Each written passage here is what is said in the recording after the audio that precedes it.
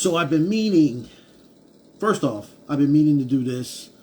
Welcome to Oktane Minutes podcast, kind of a special edition. Going to make a few announcements. But firstly, you know what we're brought to you by. Brought to you by, Saba Sun Records, White Tiger Wars. I've got a few left on deck. Get them while they're still to be got. And if you don't get them, I can reprint them. But I'm not going to have them in mass droves like I did before. But this is a special thing because I'm going to start doing reviews of things. Not just of my music, because my music is not, it's a niche market. I understand that. And that's just me talking about my methods and stuff. And it got to the point to where I was just talking about political things. Because, like I said, White Tiger Wars kind of explains itself. And so I don't necessarily got to go through the whole album, even though when you hear the audio version, you will be hearing Funky Witch Doctor will be the background music for the audio version. But I've decided to also do reviews of things that I'm interested in wholeheartedly. Not necessarily the most popular thing in the world to get into, but just things that I kind of like to deal with. So I finished the game Dead Stranding. It came out maybe 5-6 years ago during the pandemic. And without giving away spoilers if you didn't play it, and if you are a gamer, you probably did play it, and I can do some spoilers. I might not, because I'm only going to be on here for a short amount of time. But the premise of the game Dead Stranding, it's basically that the world fell into just weird chaotic thing to where the dead and the living have both converged, but it has a dire consequence if the dead and the living are to come in contact with each other. They create these things called void outs. Anyway, so the first major void out, when they first contacted the dead into the spiritual realm, caused like these nuclear bomb level events, so to speak, and wiped out most of major civilization, right? Where it left these little tiny colonies, these type of cities, central knot city, these cities that are tethered together by this loose computer-like network. Anyway, you play a guy played by and voiced by Norman Reedus of The Walking Dead, named Sam Porter Bridges.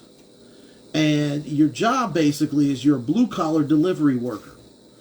And in this weird, vague, undescript, bleak future world, you have to traverse these mountainous terrain, sometimes deserts, sometimes lakes, mountains, streams, and navigate through deadly rainfall that ages anything it touches, called timefall, to deliver these packages.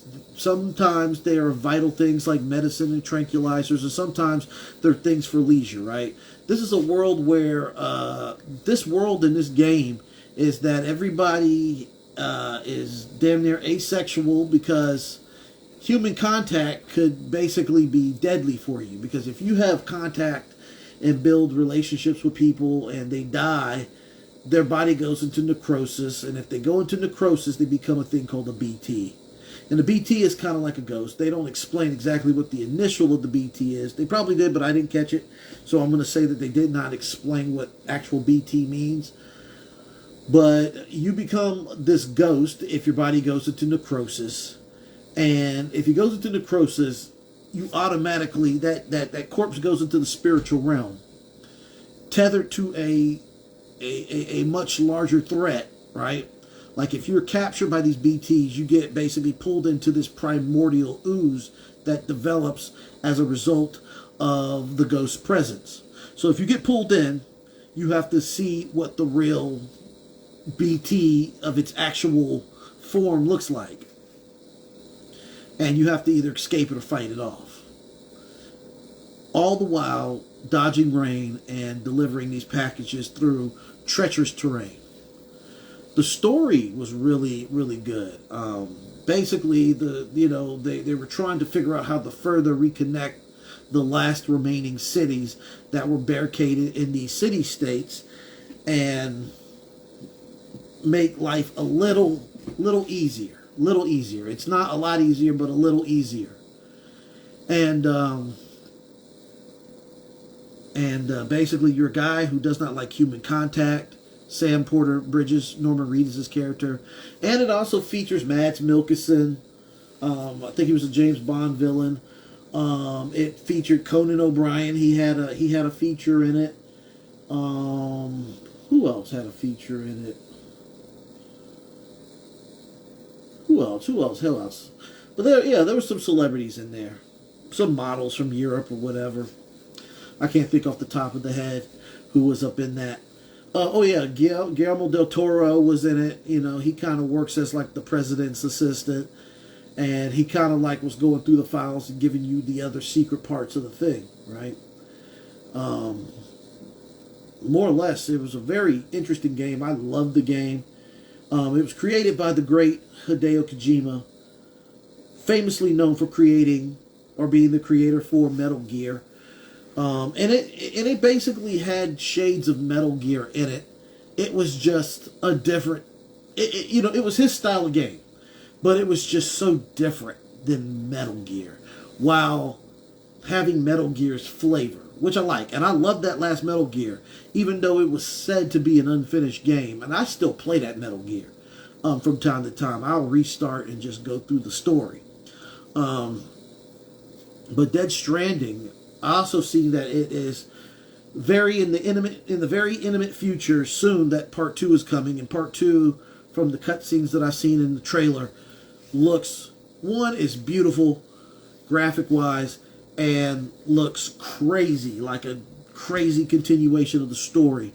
They're basically up in the ante on what is to come in the next coming story. Like, even in the end of the game, the future was still very bleak. It's kind of like, what now for now? You know what I mean? Like, it was just, the world is kind of all right, but not completely safe. We are still dealing with real live and new dangers. You know, nothing stopped. The BTs didn't stop coming. Matter of fact, the BTs are probably more active than ever in this new world, and there was some methods to get them out of there, but it was just difficult to get them up out of the paint. So, all in all, the game is really cool, and it gives you extra tools when you need the tools. You know, so it makes the game a challenge. It's a very challenging game. Because a lot of times, most of the time, you have to concentrate. Like, really, the objective of the game is taking a package, traversing across terrain with equipment. You might have to climb mountains. You have to build ladders. You might have to build bridges. Not damage your packages, because you are prided on the packages that you don't break. And then sometimes there can be situations that prove too dangerous. So then you might have to erect a mailbox, leave it for another player to get those packages the rest of the way. And you get some points, but not all the points. You get some love from, of course you get all the respect from taking one thing, moving it across the country, the landscape, to the other thing. I've gotten to the point in the game to where I'm able to grab, if I grab one thing, I'm trying to port one thing over, even along my other stops, I'll go pick up packages from other places and then just drop off tons of shit to the next place, to get my point super high, But I really enjoyed the game. I really enjoyed it. Even though I was like stuck in the first part of the game for like 2 weeks. Because there's like a lot of things, and I kind of have like attention deficit disorder, self-diagnosed ADHD, and I was trying to figure out what went on. So basically, I was just delivering packages back and forth until I actually had to sit and read the directions in the small print. But it's a cool game. I mean, there's a lot of stuff you got to memorize, which I liked. It was challenging in the right way, and really fun if you're a person that doesn't, if you're okay with having a very slow-paced game, This is a cool game. If you're just and then also too, if you're a person who don't like to, if you don't like to indulge in vices like drink alcohol or smoke cigarettes or marijuana before bed or eat before bed, I think this is the type of game that can get you good for bed. You kind of have to lock in. You put all your focus in this game, and you have to just work with it, work through it, and you get a good 2 or 3 hours at the most playing this game a day, or maybe a 6 hour session. You play 3 hour bouts of running packages back and forth, and then sometimes you get equipment, like you get like these special trucks, and you get these special terrain bikes, and I like the trucks. And honestly, I was looking at the vehicles in the game of Dead Stranding, and I was like, damn, they could really probably legitimately make these type of vans and trucks, especially for people who live in really rural areas like in Canada and in the Pacific Northwest. Or, I think something like that would be good in Central and South America, or even in Africa and parts of Asia. That truck, because they had these trucks that had like these hydraulic lifts to go through lakes and stuff, and I thought that was really cool. So the exhaust system moves up and the wheels just keep going, and they're all electric, you know what I'm saying? Because there's a world where you can't frack, you know what I'm saying? You know what I'm saying? Everybody's behind doors, just dealing with their loneliness. This, like, that's part of the game too. It's a game about showing what people look like adapting to loneliness and the emotions. They have to shut all their emotions off, because connection pretty much meant extinction in this game. Emotion meant extinction. Connection meant extinction. So what is existence? That's the main proof of this game. There was no incentive for things being liked, and I think that tied in well with the game. That, so what, you did a good deed. We're just trying to survive. We're trying to exist here. So I think that was the main bottom line of the game. And then you had this baby too. You had this baby that attached to your body that helped you detect these BTs. But that's the one real connection that your character makes, is that you have this baby who is kind of like in the spiritual realm and in the physical realm, so it can traverse. And then you had some characters that had this thing called dooms, where the people who were porters usually were good for having dooms, because even though they still have to be mindful for being part of void outs, the dooms allow them to not really die in real life. Like they never go away.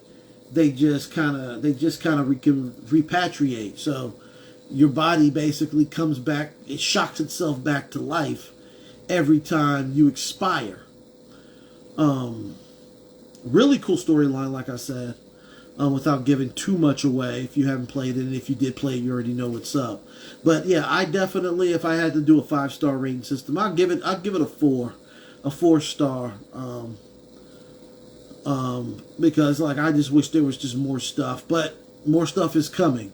Part 2 is coming, and I don't know about any DLC packs, but there it goes. So yeah, what are we, 14 minutes in?